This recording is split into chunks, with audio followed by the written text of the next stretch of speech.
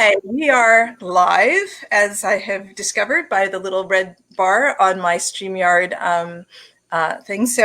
I am so grateful that Alisa Bair is with me to discuss grief, and specifically in the context of her new book, Grief is a Dancer.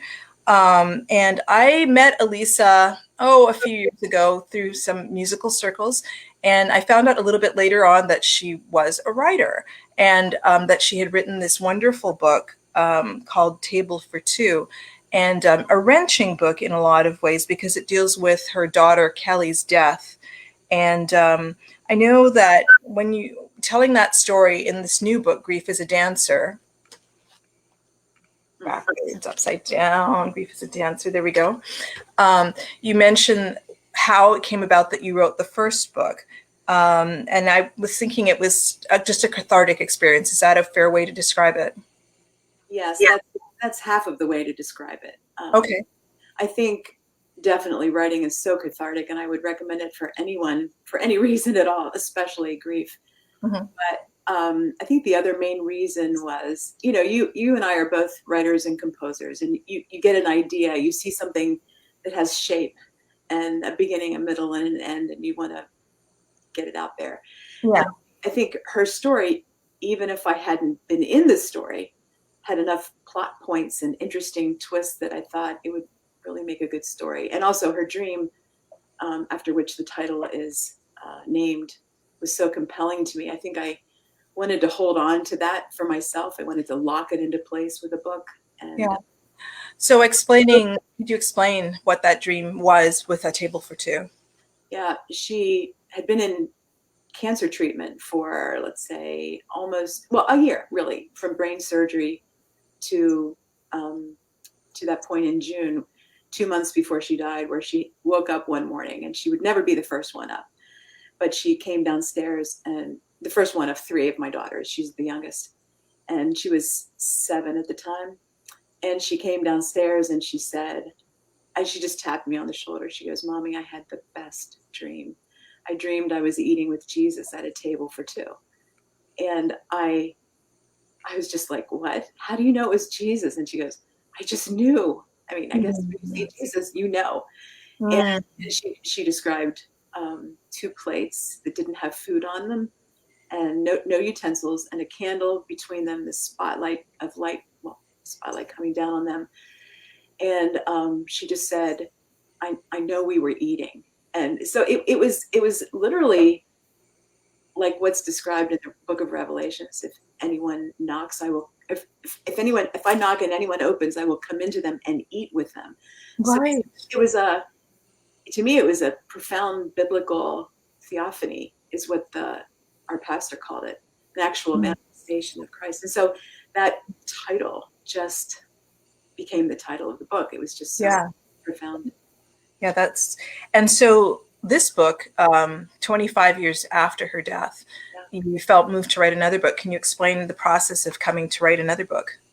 After the first book came out, which was actually published 5 years after she died, which was good because I don't think I was ready to go around and talk to people just then. Yeah. But so many people asked me, especially newly bereaved parents, they would just look at me with the saddest eyes in the universe and just say, "Will it ever get better?" And I used to say things like, "It takes time," which it certainly does.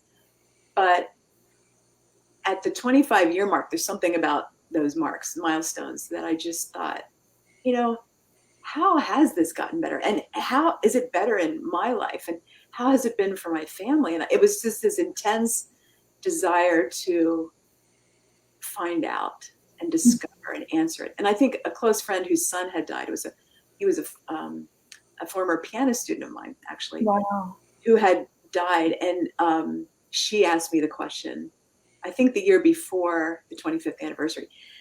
And that was when I just thought, I need to find an answer to this question. And I'm not saying I answer it for everybody all the time, for all of the universe or anything like that, but it was a process of discovery for me that I needed to do. And, I originally thought it would be a family book, like everybody would respond in the book, but it turned out that it was all my family said to me when I asked them to read a rough draft, this is your story. We'll Mm-hmm. write our own story someday if we do, but this is your story. You write Mm-hmm. it. And that's why it's subtitled a memoir, perhaps. Is that when that happened? Yeah. Yeah. Well, I mean, I suppose maybe you're the one who feels, well, no, one of your daughters is a writer as well. Yeah. But I was going to say you're the one who feels compelled to write, but maybe you're the one who feels compelled to write about this particular subject. So, She felt compelled, the oldest one, who's in Hollywood doing she's part actress, part writer, and she yeah. actually produced a movie that's sort of a spoof of the comment people make all the time, sorry for your loss. So it's a 10-minute Oh, short film that's won some awards, but it's a whole different take on than where I go with my writing. I would love to do that. Is it available easily or? I'll try to send you a link. I have to ask her if it's available easily. It's been out a couple years now, so I wanted to. Yeah, I would love to see that. That sounds, because as I mentioned when I asked you to do this, I mean, I see it from a different point of view. I mean, obviously, if you know my Facebook feed, you've seen that, I've lost my dad, and the process of a parent being, they are expected to predecease you, but it's still that hole. And then but much earlier, my brother, who was the only boy in the family, died at the age of 25.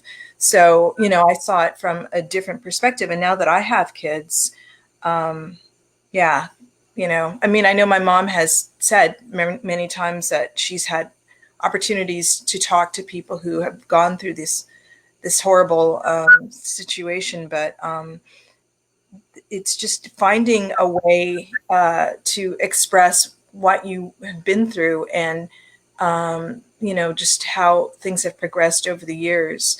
It I don't know. I just thought it was something that other people should be aware of. Anyway, okay, so you talk. Can you talk a little bit about just the event of Kelly's passing and how you initially dealt with her physical absence? Well, when someone has cancer, you are more prepared than when there's a sudden loss. And I forget, it was your brother a sudden loss? I He forget. wasn't a button, no. Okay. No. Yeah. Um, so you have, it was a series of horrible moments. The first, suddenly she's throwing up in the morning, and why? One day out of the week, and then the next week she does get sick again, and then that was a process of like 6 weeks until she was diagnosed, and then she's diagnosed and has with this horrible thing, and then they find out the horrible thing is cancer, and then you're into that whole other world, and then we were sailing along through chemotherapy and radiation and all of that, and then that fateful day 5 weeks before she died, when she did a routine MRI and they said there's 4 more tumors growing. So just a series of bolts of lightning down to your gut. So the doctor said, if you're going to take one of your wish trips, or a wish trip, take it now. And so we took a 5-day Make-A-Wish trip. The community came together and actually supported us, with financial help, and we gave the money to Make-A-Wish, and it was like enough to fund 3 families' trips. But we took the trip, and we weren't home more than 10 minutes from this 5-day trip that she really enjoyed and did really pretty well on. We were not home more than 5 minutes or 10 minutes until she cried out in pain and slipped into a coma and died the next day. So it was that sudden shock of her being gone. And then, at first the house is like, it's almost a little spooky. It's almost like angels have gone through your house, and you're just sort of in their wake, kind of. Mm-hmm. And the kids, the other, Lauren and Leslie, were both 15 and 12 at the time. And they both wondered if Kelly could do what she joked about doing, like sneak around and go boo when they least expected it. Mm. She never did, as far as I know. But Yeah. So it was just really ethereal for a while, and then it, you go through all the funeral stuff, and you're sort of lifted up by all the community support and crowds of people, and then suddenly you're just like splat down back in your house, Yeah. and pinned to the sofa is how I felt. Mm-hmm. So we were going through the motions. You go on autopilot we had been gone as a family for a week. So I guess we figured we had a vacation and now we needed to get back to work, but we were in no shape to get back to work or go back to school. Mm. And so it's just a period of trying to figure out where you are. I mean, you can't find each other. You're like, I call it in the book, earthquaked apart. You know, you're on different islands almost. You can't reach each other. You try to talk, and you do talk, Mm-hmm. but you can't really talk. It's so emotional. You don't really Mm-hmm. know what happened. Yeah, yeah, yeah. And I suppose, as you sort of alluded, or see if I hear you correctly, this was my experience sort of as well, that even if you're kind of expecting it, it's still sudden, Yeah. you know? Yeah. That's a good way of putting it. Yeah, An excellent way of putting it.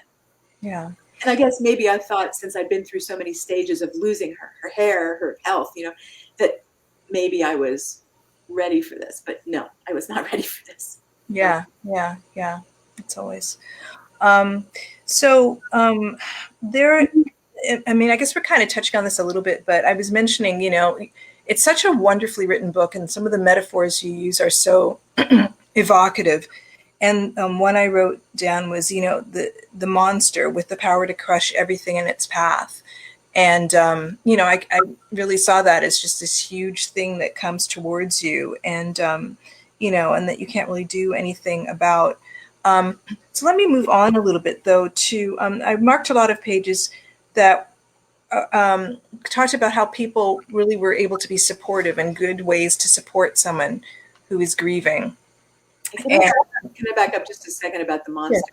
absolutely. It sounded like you were saying it comes at the griever person. Is that what you were saying?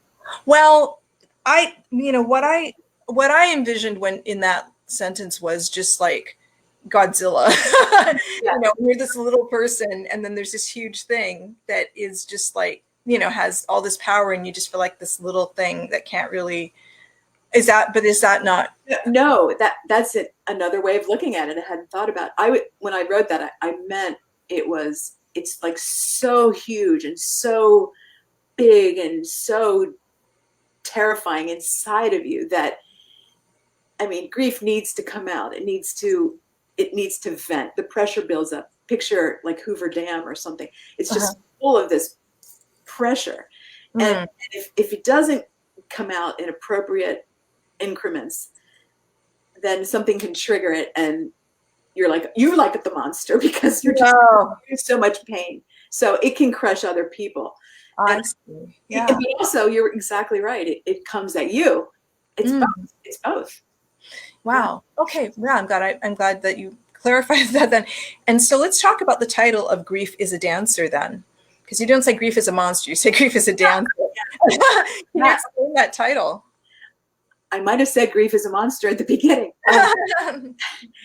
Well, okay. So 14 years into my grief, well, all during that time, I mean, you get better as it goes along, but you don't cry every day, and you learn to, what somebody told me once, bear it with serenity. Mhm. But it's so. I guess I used to think of it as this dark, murky river flowing underneath all the time of my entire existence, or a hemorrhage that won't stop bleeding. You can't find a tourniquet for it anywhere. You just cannot stop the bleeding. It's just this eternal homesickness. And so, 14 years into my grief, the pastor of the church where I was working in music ministry at the time came to my office, and he was running to another service, and this young couple was standing next to him, and he just put us together, and he goes, "You three need to meet." And so I met them, and because of our arts backgrounds, we immediately hit it off. And they said, we're going to be doing this dance at a recital. It's a cancer benefit, actually, and we're going to be dancing this afternoon. So would you like to come? And I said, yeah, I'd love to come. So, I'm going through this regular dance recital, and, you get the feeling that a lot of dancers have practiced in front of mirrors. And then suddenly these two come out, and they were like communicating. I mean, communicating. They had not perfected this in front of a mirror. This was a life dance, and it was funny at the beginning. I mean, they're dancing together. They're zipping up in each other's sweatshirts. It's a little love story, and then suddenly she drops out of the sweatshirt, and he's left holding. I can't. I'm trying to see if you can see my hands. He's holding this sweatshirt, and he just starts to go into these contortions of grief. And there's this thing we have in our brains, mirror neurons. So when we see other people doing things that we recognize within our DNA, we immediately know that you're getting this right. It's kind of like you and I might watch a movie and there's an actor trying to play the piano and they're not doing it right because right. you know where we put our fingers. And yeah, it was like he was mirroring my heart, my grief experience. And I thought, how is he doing this? I don't know how he's doing this if he hasn't gone through this. And so at dinner afterwards, I said to them, you know, how, because he choreographed the dance. And his name is Greg Hurley, by the way, and her name is Susan Hurley. And I said, how did you do this? I said, I lost a daughter 14 years ago and you got it exactly right. And he just said, I just listen and learn. And I was so touched by the validation and the compassion and empathy of his dance that I just thought, oh my God. And I mean, oh my God, was grief like this all along? Was my story being validated by this other being other than me? Maybe grief wasn't this murky thing, but maybe it was something outside of myself that had companioned me in my loss. And the idea was just so profound to me. And because grief is energy and wants to move, it just seemed like it was a dancer. So that's pretty much how the book came to be. And Greg said to me, he read an early draft of the book and he said, you know, it's like you're on Dancing with the Stars. You're a bully partner with it at first. You're fighting it. You don't know how to move with it. And I have a Malcolm is coming, so I'm gonna mute a little bit, and then you keep talking. Okay, so I was just enamored with this idea of dancing with grief, like Dancing with the Stars, where you feel injured and you feel like they're taking you places you're not trained at all to go, and it eventually over time, like a lot of time, you start to move in unison with the grief. So yeah, I thought, you know, that was such an interesting metaphor. And I will mention right now that Alisa has been doing some, you know, pandemic has curtailed this a little bit, but, you know, talks about this book, and that the dancers, Greg and Susan Hurley, are partnering with her in presenting. So the whole thing is, you know, presentation that involves the dance or a dance, and her speaking about grief. And just, you know, so that is something that, and if I were really good at this, I would have mentioned that she has a website, Alisa Bair, AlisaBair.com. Is that correct? Alisa Bair Music. Music, sorry. There's another Alisa Bair, and she has the other one. Oh, okay. Oh, wow. Okay. It's AlisaBairMusic.com. And so if, you know, this presentation sounds exciting to you, then, or like it would be meaningful and healing, then please. And this is actually a question that is not on the list that occurred to me, because music and art seem like they have come into your life as you were going through this process, like whether it was by watching acting, or you mentioned this really powerful story about a young man who was staying in your house that did his presentation about Jesus, and that you felt that really was something that you know, touched you along the way. And then music, whether it was finding a way to write music again, or that lost cantata or whatever it was presentation. Can you tell me a little bit about how, I'm sorry to just throw this at you, but what's the lost cantata you're talking about? Well, you mentioned that there was a piece that you found this music and you guys did a presentation that was sort of like a Blue Christmas idea, but you know, and then you said, don't ask me what the name of. Yeah. It wasn't a cantata. Yeah, it was a sort of a musical choral play at a church. Yeah. Okay, this is what happens when you don't have a separate studio. Usually Malcolm just hangs out in his room and I just do my thing and then I have to go get him. And today he's like all in effect, but that's okay. This is totally okay. I love him. This is, and I do too. So there we go. Anyway, so I mean, so I'm about the grieving process and how people can help with the grieving process. Sometimes I feel like I wonder if like there's things that you say and and they may or may not be helpful, and it feel like, are you being intrusive depending on the relationship that you have with somebody? Like you don't want to ignore it, but then you don't want to say the wrong thing, and you don't want to intrude too much. Like, for example, I think from my perspective, like, when my dad died, which was the 23rd of December, and so and then I was due to go fly home on Christmas Day, because I knew that he was, he'd been ailing for a while, and he had this surgery, and we thought we would all be there with him after the surgery, and he died on the operating table. And so, I got this message actually while I was teaching piano, that my dad had died, and these two little boys had been dropped off by their parents. And so I just like finished teaching them in sort of a, after having this, like going upstairs to answer the phone because they saw it was my mom. And, just sort of carried on for the last 10 minutes until their dad picked them up. And then, that night, two friends offered to come and sit with me because my kids were with their dad.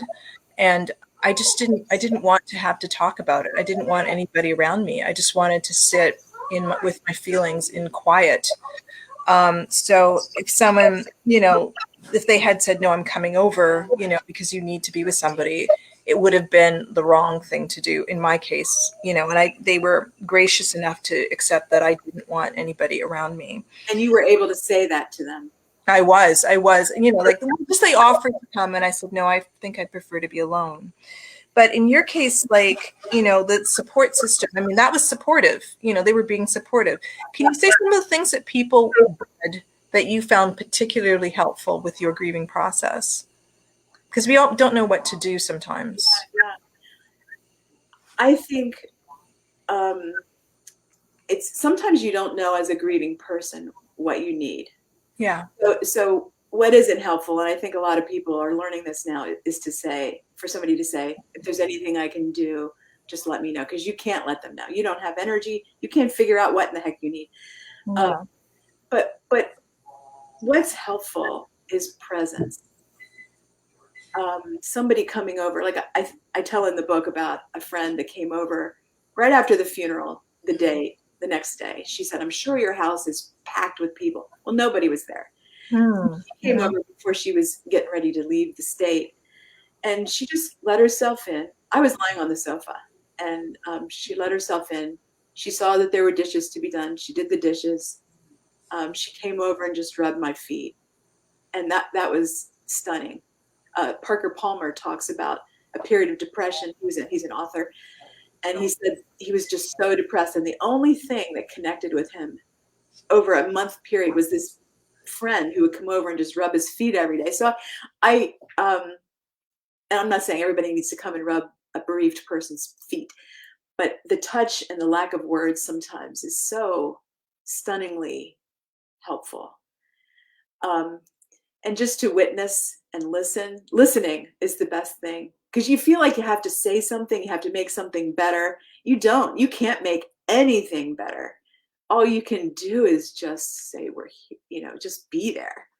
Presence is stunning. And I also mentioned this friend of mine who was particularly gifted at calling me on the phone, maybe once or twice a week. And she would say, I'm just calling to let you know I'm free on such and such a day.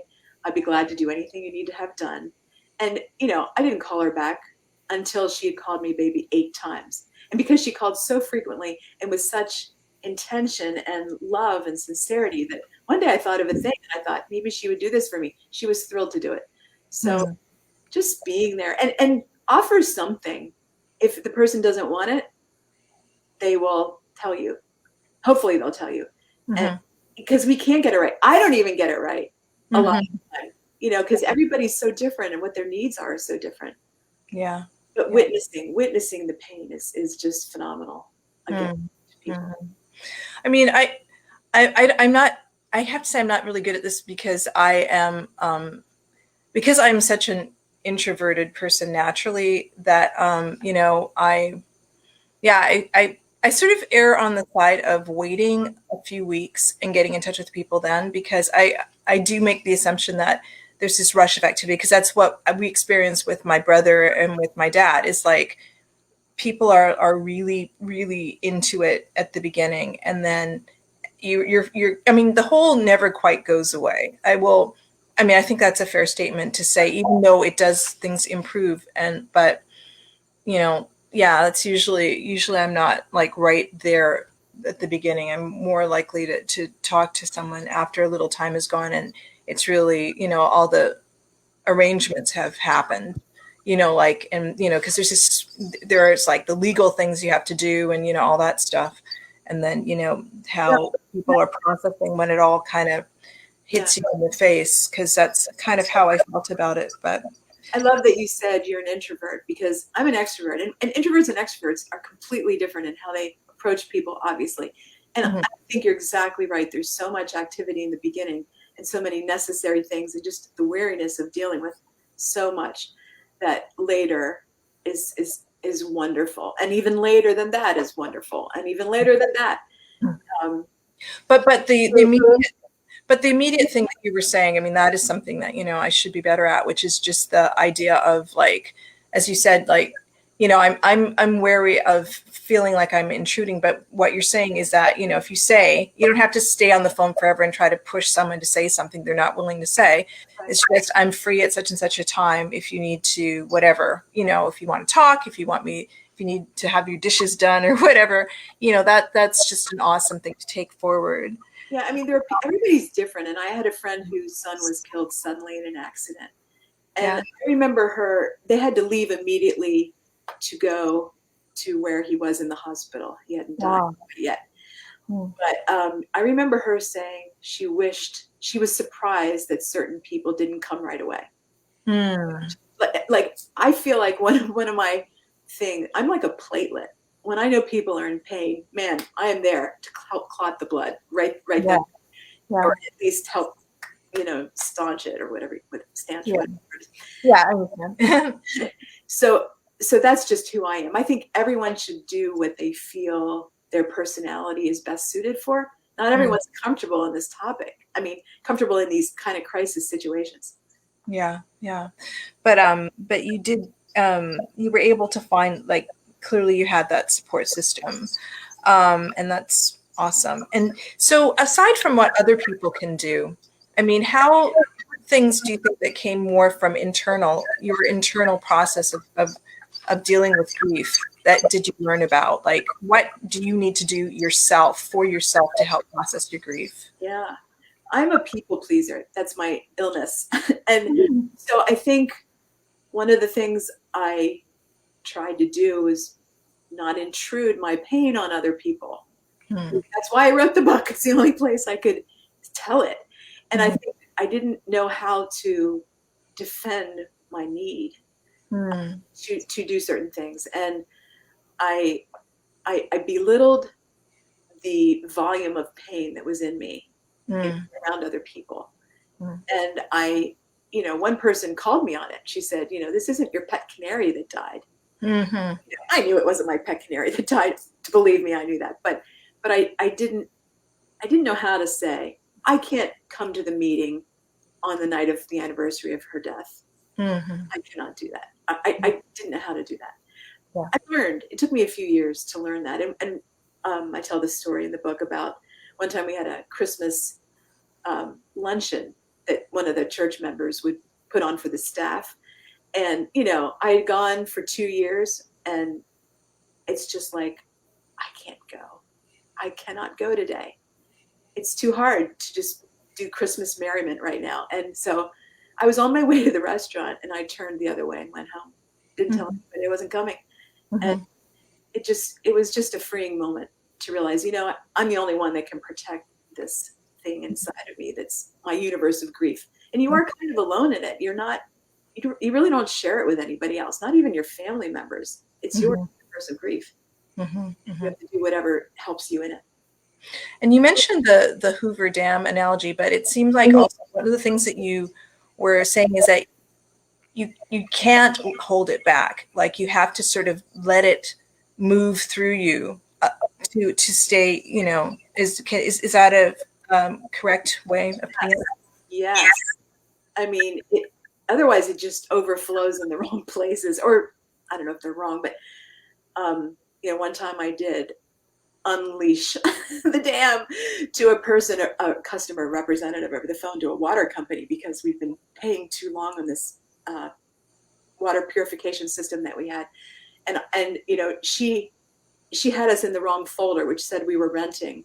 And I knew we bought the thing. And so when I realized we paid double like what it was worth, and money was tight in those days. And I just started crying. Like, I mean, crying like you would never want to do in public over the phone to this poor woman. And fortunately, she had a friend who had just lost a child. And so she kind of understood, and it was such a, but yeah, it just overflows in the wrong places.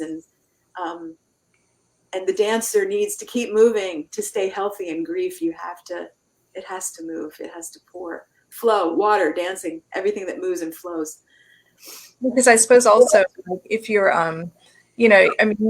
this is where the injury comes, is where you're tight and you're, like holding things that shouldn't be held, and the motion needs to happen. And then that's everything gets stiff. And then that's when you really have lasting injuries. To resist is to suffer. I mean, it is.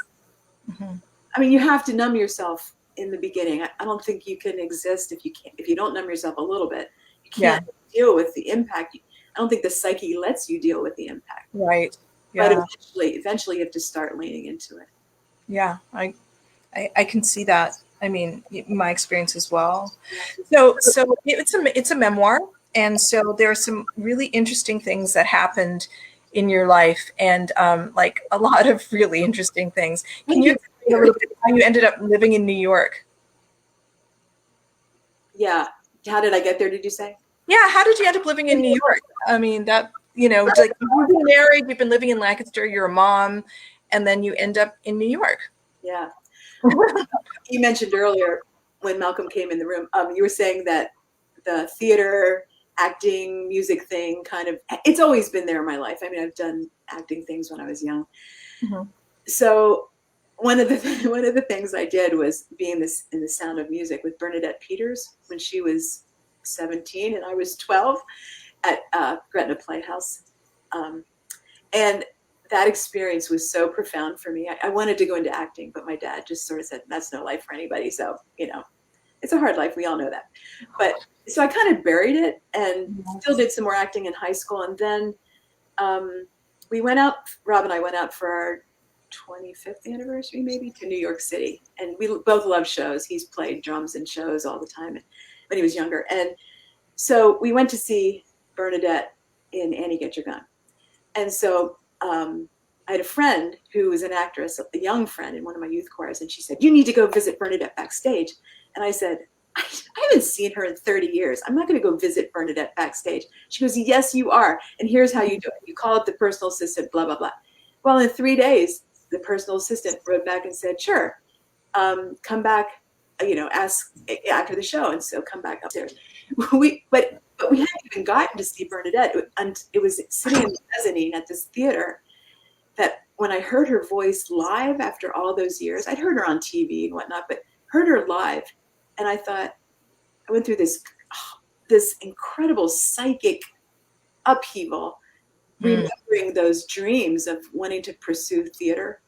And so we had fun talking to her afterwards, but it was when we got home, I was listening to her CD and some of these Broadway songs. I've been immersed in church songs, and these Broadway songs went through my my psyche, and I heard in my spirit, go look up NYU on the internet. I did. That's what I heard. I mean, not loud, but in my spirit. Yeah. Audibly. So I looked it up and found this master's program in musical theater writing. Actually, it was just a summer program. And I thought, oh my gosh, I love writing. I love theater. I love music. This seems like a perfect match for me. So we thought I could do this, and this would be a good thing. So I went and did it for a summer. And then my wait, I'm getting the story a little bit wrong here, but you can read the book and find out the way it Yeah. should be. So I ended up going the next year to the full master's program for 2 years. And it was a really, really hard decision. I mean, why would I do this when we're a couple trying to pay off our mortgage? And, we got, at that point, Kelly had died. So it was 2 kids in college, one of whom had a scholarship on gymnastics. But, why would I be doing this now? And I think it was a combination of 2 things. One was I was ready to leap out of grief. I mean, not leap out of it, but get out of this heaviness. And I call that chapter on going to New York Grand Jeté, which was the big leap in dance. And it was a huge leap. It was hard for Rob, and because we were going to be apart for the better part of 2 years, except for summer and holidays. So that's how I ended up there. I felt called. It was this burning passion and calling. I can't explain it any other way. Yeah. But it was something that showed that, I mean, I'm interpreting, but that you as you still mattered, like you as a person and what your dreams, like I know that as as parents we can be sort of defined in some ways by how we are dealing with and your children being in college. I mean, you've kind of done a lot of stuff and they want you to be like off somewhere while they're doing their thing. But, I found that really inspiring in that, that idea of your dream was like squashed just that quickly, just like, oh, well, that's not anything that I'm going to support. And then being a dutiful, people-pleasing daughter, you're like, okay, well, then I guess I'm not doing that, But then that these dreams that we have can emerge no matter way down the line if you allow them to, and you can live into that. And, all these things, it's more complicated, but all these things happen. But then you were there, and how long were you there before 9/11? It was like... I was there one summer, and then I went back during 2001. Yeah. I moved in September 1st, and September 11th is when it all happened. Yeah. It's like, what did I do? What kind of mistake did I make in coming here? I mean, the whole city's falling apart, literally falling apart. And I remember going to my first class. No, we didn't have classes for a week. I went to the School of the Arts convocation, and that nobody said a word after it had happened. And this guy stands up with a saxophone and plays "Nobody Knows the Trouble I've Seen." It was so powerful. I think a week after school classes resumed, I was outside of class, and I, Michelangelo's painting of the creation, Adam and God and Adam are touching. Well, there was a cloud formation that looked like a hand coming down. Oops, I can't do this on Zoom. That's okay. It was like a divine arm coming down and touching the finger of another hand going up. I was so moved. I didn't have a cell phone back then. I didn't take a picture, but I just thought, has anyone else seen this? It was so profoundly moving. And it was just a confirmation that, you're in the right place. Stay here. This is where you need to be. But this kind of more healing music, I guess, I mean, I'm always looking for things like that, but yeah. So I mentioned this difficult life event, this 9/11, and then also in the book, which is not all just, downer things. But you mentioned the unexpected death of your brother, and then having to bury Tucker, your beloved family dog. And so, the hits keep coming. And you mentioned that, it was really a struggle to process, like, how God could allow some of these things, like especially losing Kelly, like what, and the struggle that people can have, and how it's just so facile for people to say, well, you're a strong person of faith or some such thing, or, like some platitude that doesn't really address the depth of the earthquake that you're dealing with. But I mean, how that, can you talk a little bit about, I guess, your struggles to trust God, maybe along the way? Yeah, well, I think starting off with a relationship with God really helped. If we had gotten to know him through this, not sure we would have ever have wanted to get to know him through this. And I say him because he, him, her, whatever. God has many facets. Mm-hmm. But I think it was in the hospital, in the hotel room across the street from Children's Hospital of Philadelphia, when Kelly was preparing to go, when we knew she hadn't had brain surgery yet. And we took time. We were like that Hoover Dam bursting with fear and pain. And we went into the hotel room and just could hardly get in the door before I flung myself onto the bed, unearthed the pillow, and just sobbed into the pillow. I mean, sobbed so loud. And then when I could take a breath, I heard the sound I'd never heard before. And it was my husband also sobbing.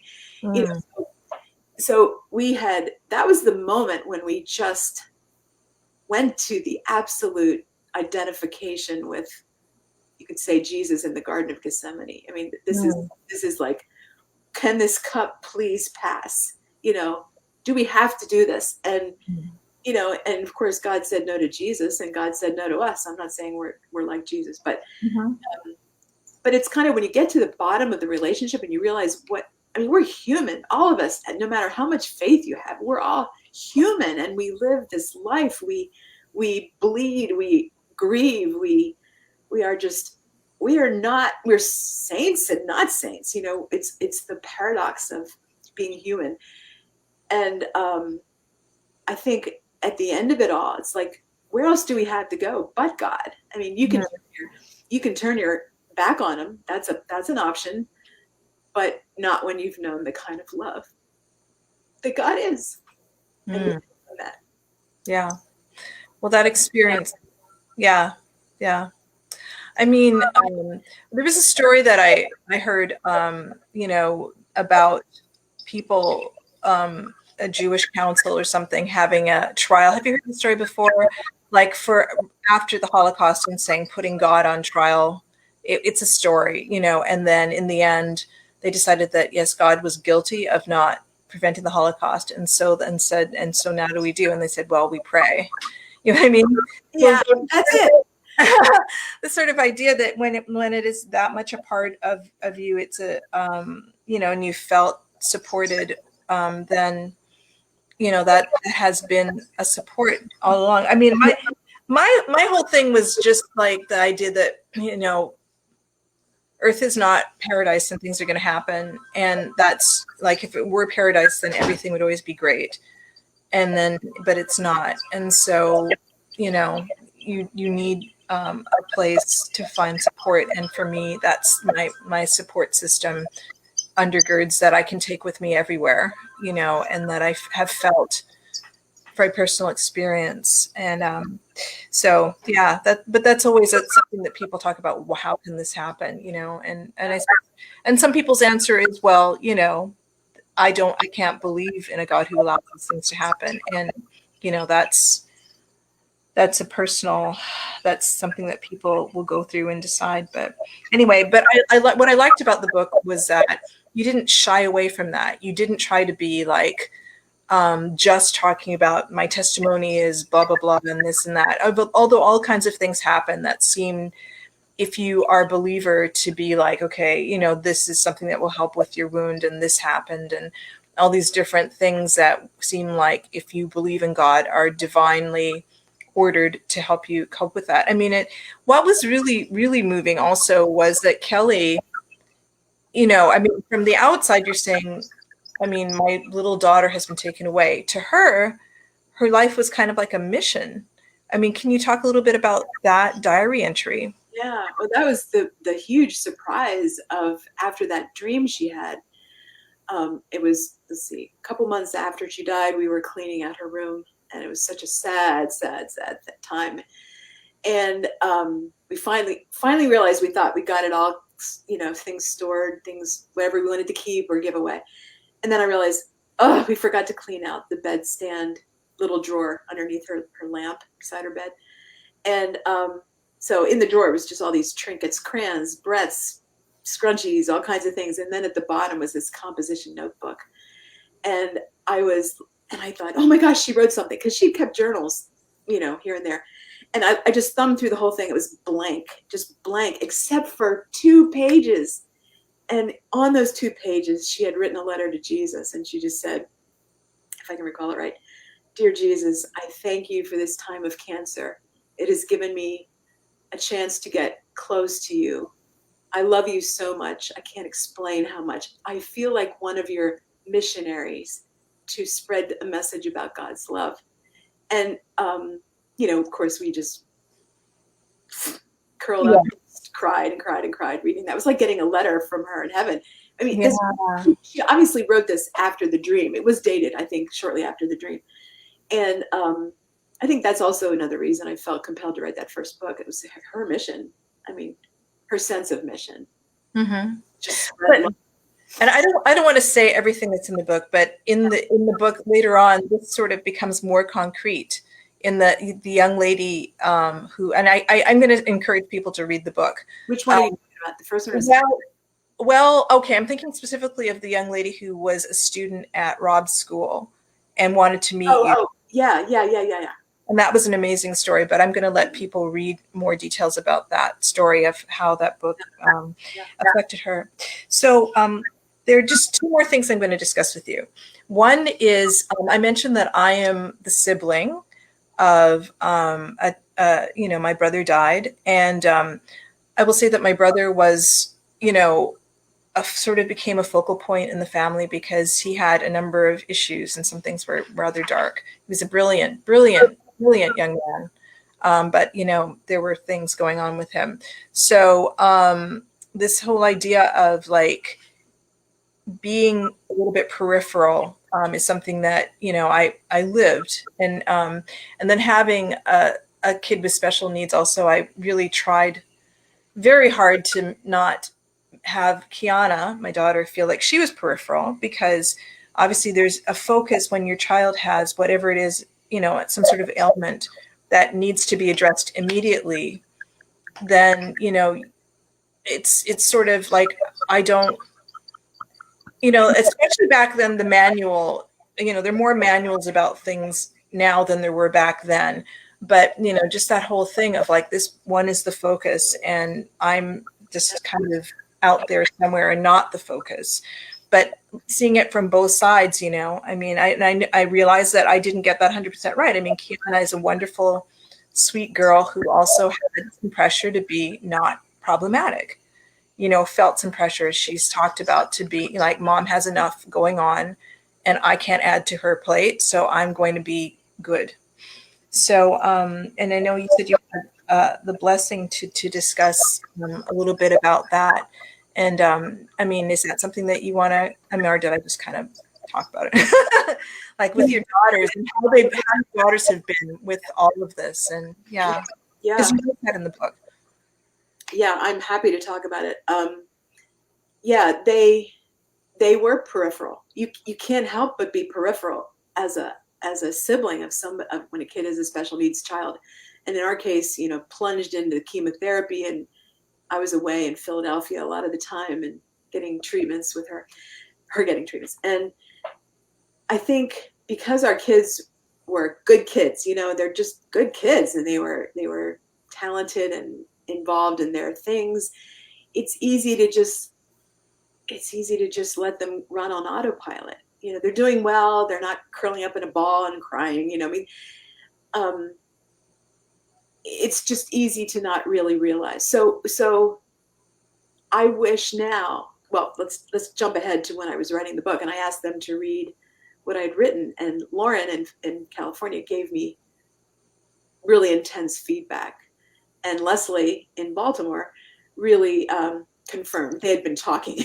They always talk. So they were pretty much confirming for me. Well, first of all, they affirmed the fact that we were splintered apart as a family initially. We just were. You can't help but be. It's like we were a 5-rooted plant, and one of the roots is pulled out, and suddenly you have to readapt to your environment. But looking back, or they fed me information saying, yeah, you were so involved in church, which I was. We had a 1,200 member congregation. I was just gone all the time and just working furiously and ferociously for the ministry, forget and assuming they were doing better than they were. And Leslie made the comment when I was writing my book, because our computer was facing away from the doorway. So my back was always to them, the doorway. And she said, all I remember of that period is your back turned to us. And that just, went like, boom. Yeah. I almost couldn't bear it. And Lauren made the comment that, you're so focused on everybody else. And I mean, I guess they weren't showing signs of unwellness. And we had trouble talking to each other about what was going on. Yeah. So that they did get neglected. I mean, that's every parent's fear, I think. Maybe your mother's fear for you, I don't know, but or regret. Mm-hmm. But one thing we didn't do during all that time, because we had this intense period of illness and treatment, and then this intense period of grief. So Lauren left the house then to go to college, and Leslie was in intense high-level gymnastics, so we didn't see her much either. So we never went anywhere as a family after that, just the four of us. Mm-hmm. And so just recently, like last month, we took them on a trip, just the four of us, and it was only 3 days. But we just wanted to just assure them, I get emotional with this, but assure them of how much we love them then and now. Mm-hmm. And, I'm drinking out of a cup that Lauren made, symbolic of our trip. But you love your children all with so much depth, but it just seems to them that the one who's in need is loved the most. And you can't make up for that time, but a therapist said to me, your back may have been turned to your kids then, but now you have all sides. So I'm trying to give them all sides. I'm still who I am. I'm always going to be who I am, but well, I mean, I think that just being able to express that, which if you hadn't written the book, that all that stuff might not have been. Yeah. And that, I mean, I really do believe it's, life is going to scar all of us in some way. Yeah, for sure. This is the thing that I was so like, oh boy, I'm going to have kids. I mean, I hope they don't need too much therapy, because I just assumed there was going to be something I was going to miss. It wasn't no way to do it perfectly. And it was such a big, important job. And I knew that either by trying too hard or choosing the wrong thing to hold back and just be a little bit more laissez-faire, there's just no perfect way. And if you do it perfectly with one kid, assuming that's even possible, you're going to miss the mark with the other kid, because they're not going to be the same. And that was something that I always felt, that motherhood was just the biggest responsibility in the whole world. But that since nobody does it perfectly, I mean, the fact that, you just bring the very best that you have at that time. And some people, they're so closed in and focused on their own demons that they're not able to bring much of anything. But in your case, you have, I mean, you've been open, and you've, like, I know that your kids, and I mean, I don't have to say this on their behalf, they become aware of the fact that you are bringing the best that you can, and that you are not constantly going to make excuses for the things that, things happened. You can't rewrite that history. But, as you move forward, bringing the best that you have at that moment based on the awareness that you have right then, that's all of us can do in anything, in any relationship, parenting, whatever. You the best that you possibly have, and being open to learn more and to grow. And that was something that, you didn't sort of shut them down and say, you have no idea what it's like, or something like that. You were open. And I'm so glad that you guys finally got to take that trip. I know that, I mean, that's great. And that will always be something that they will remember, is just that you kept that promise, and that you went through with that. And it wasn't just something that you said, it was something that you really meant, and you did it. Yeah. Thank you, Maria. Dr. Maria, you're giving me therapy. Well, no, I mean, seriously, I mean, and that is part of just the whole life lessons that one gets along the way, because heaven help you if the slings and arrows of outrageous fortune don't teach you anything. So I asked you if there was a portion. There were a lot of things that I really wanted to read from the last chapter. Like there were so many things that I thought were really a great thing to carry with you, regardless. Did you choose one? I did. How much time do we have? More time. Like I'm sure you're not going to be reading for like 20 minutes. So No. Yeah. Okay. No. Okay. We're almost 5 minutes to the.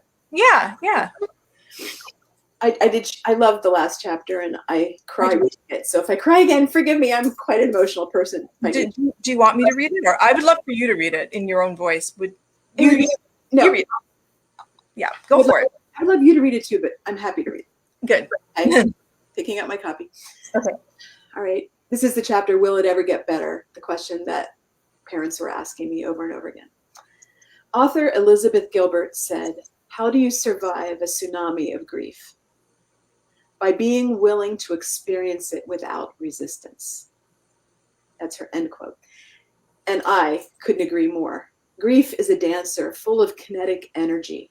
At first, it is the stranger who shows up at the most devastatingly inconvenient time, who hands you a dance card with its name written in every slot, when all you'd rather do is curl up in a fetal position or die. It pulls you up with strong arms and out onto the floor, presses you like a rag doll to its sides, sways, swirls, and bends you back so far that you think you'll never be able to right yourself again. Grief feels like an uninvited and unwelcome partner at first, completely out of sync with your step. All you want is for the turbulence to be over.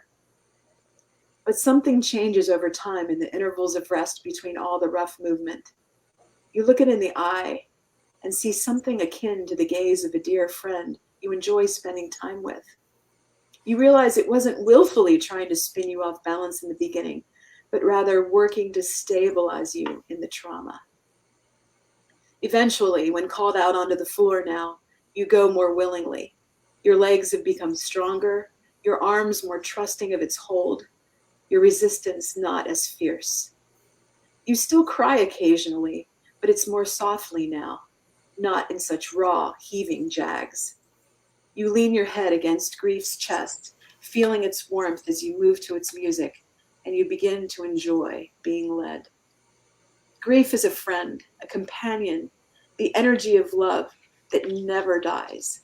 It reminds us that the doors of loss are never shut and that our loved ones come and go in spirit as easily as they did in body. It reminds us that one day we will find each other again and realize perhaps that we were never as far apart as we imagined. I'm just going to jump ahead for time's sake. Mm-hmm. The Bible says that the Spirit intercedes for us through wordless groans. Sometimes I think deeply about that sound and try to imagine it. I wonder if it is similar to my own cry of grief, a yearning so core to the soul, as deep and hollowed out as the Grand Canyon, so out of its mind with love. If the Spirit intercedes like this for God's grieving, suffering, disoriented children, then we can trust that we are sustained in supernatural ways that defy our recognition and imagination. Like a child asleep in the back seat of a car after a long day, who wakes up the next morning with no memory of having been carried to bed by their parent, it was never up to us to carry ourselves or manage. It was God's work all along for both us and our children. And it's taking me all these years to fully realize this. I'm almost done. I'm finally learning that the initial pulling apart, though we lived in close proximity to one another, has given way to more intimacy, even with miles between us. The same has been true for our relationship with Kelly. In the beginning, it felt like we were losing her. Now she resides more easily and securely within us. Thank you for letting me read from that. There was such beautiful writing all through this book. So again, I really encourage people it's on Amazon. Mm-hmm. Is there anywhere else, or could they get it directly from you as well if they go to your Alisa Bair music site, or is it mainly on Amazon? Directly there. I mean, you can come to my house and buy it, but yeah, probably easier from Amazon. Yeah. Okay. Well, thank you so much for your time, Alisa, and thank you for having me. I love you so much, and you know that, and I really appreciate your questions and your concern for this whole subject. Yes. Well, and on that note, I guess that's all I have. But again, one more time, Grief as a Dancer is also a presentation which includes the dancers that inspired the title. And so if you have a church group or some other group that, this is a topic that is never, unfortunately, out of fashion, or not fashion, it's not the word I'm looking for, but it's always appropriate. It's always relevant. So I encourage you, especially if you're in the tri-state area or just Lancaster, or have Car Will Travel. I mean, were you willing to go to other places? Or we are. We're actually looking into something in California right now. So. Oh, wow. Okay. All right. So wherever you are, if this wonderful, I'm sure, powerful presentation is available to you. So thank you once again. Yeah. Thank you. Okay. We'll talk soon. Thank you all for being here. Yeah. Thank you for listening. Bye-bye. Bye-bye.